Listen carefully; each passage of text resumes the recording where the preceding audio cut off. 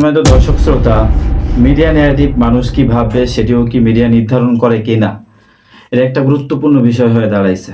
দেখেন, media narrative অর্থাৎ বয়ান তৈরি করা, যখন কোনো বিষয় একটা বয়ান তৈরি হয় মানুষ ওইটাতে অভ্যস্ত হয়ে পড়ে। একটা সত্য কথা যেটা আপনি বলতেছেন বা ওলামা একরাম বলতেছে, সেই সেই সত্য কথা বলার জায়গাটা ধরেন মসজিদ অথবা মাহফিল প্যান্ডেল অথবা আপনি যেই মাদ্রাসায় আছেন সেই মাদ্রাসায়। তো সেই জায়গাগুলোতে কতটুকু মানুষ শোনে।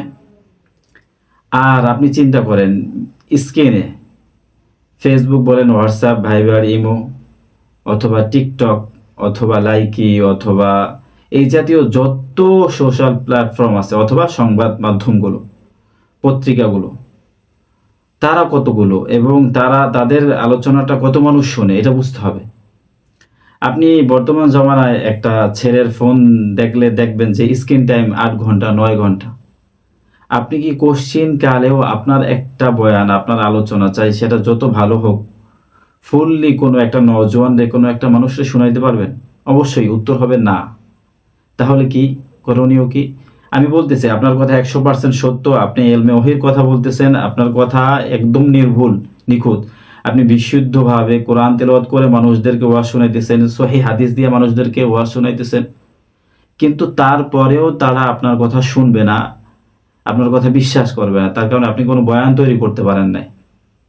এর একটা বাস্তব প্রমাণ দেখেন যে আমি বয়ান শেখার জন্য, বয়ান দেখার জন্য একটা সূরা আর কি ওইটার তাফসির পড়ছি। তো চিন্তা করলাম যে আসলে দেখি আমাদের আকাবির যারা আছে, বড় যারা আছে, ওনারা কি বলে এই বিষয়টাতে, এবং হচ্ছে দেওবন্দিন ঘরানার যে সমস্ত ওলামা একরাম আছে তাদের বক্তব্যটা কি।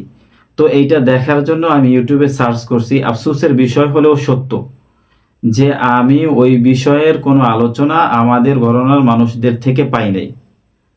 আমি পাইছি অন্যান্যদের থেকে, এবং তাদের থেকে পাইছি যে তাদের থেকে শুনবো না বিষয়টা এমন না, শুনছি অবশ্যই, কিন্তু শোনার পরেও তাদেরটার আলোচনা আর আমরা যে এলমি আলোচনা করি অথবা আমাদের মুরব্বীরা যে আলোচনা রাখে প্রত্যেকটা বিষয়ের ক্ষেত্রে, প্রত্যেকটা ফোনের ক্ষেত্রে, সেটা কতটা গুরুত্বপূর্ণ আপনি অবশ্যই জানেন। এজন্য অবশ্যই মিডিয়াতে আপনার হচ্ছে কাজ করা উচিত।